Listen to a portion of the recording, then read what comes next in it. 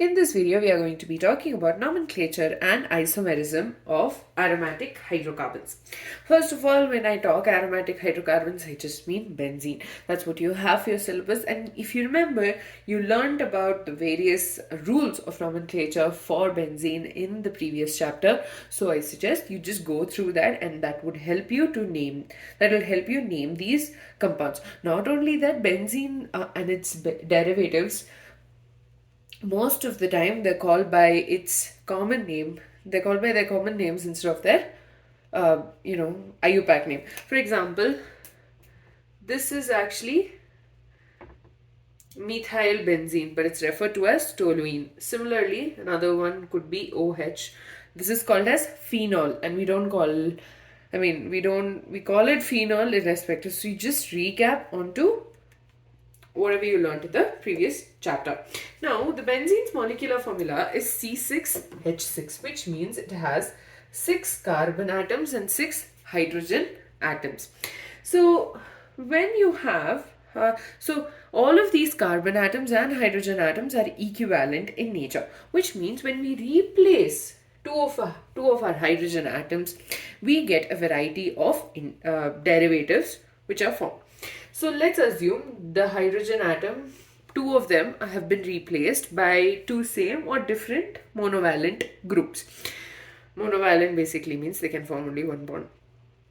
So I am assuming one of them is already bound over here and we call it X. Okay. And there are 1, 2, 3, 4 and 5 different possibilities for the other one to bind at. So when the other so let's just number this. So this is the first carbon, this is the second, this is the third, fourth, fifth and sixth. 6 carbon atoms. We have the first carbon atom is bound to this monovalent group. Now let's assume the first case. First case, we are assuming that it's bound at the second position. So when that happens, it is called ortho. So these are the ortho derivative. This is an ortho derivative. Next, it could also be 1 and 6. Then it becomes, again, it's ortho.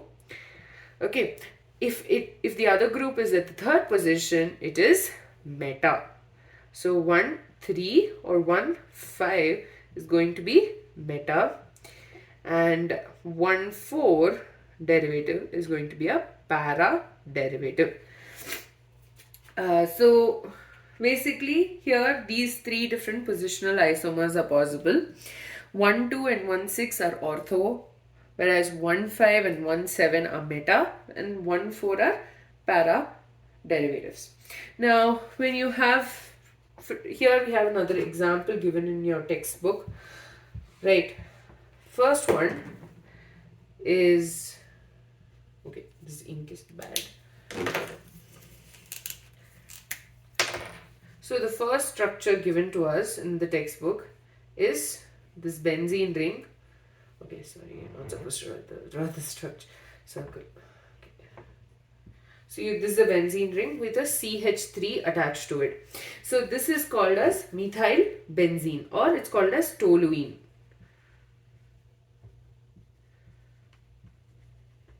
Now another methyl group is going to get added to it. Okay, so it can get added at this position, this or this. So let's assume in the first case you have it at the second carbon atom. So CH3 and another CH3. So it's going to be called 1,2-dimethyl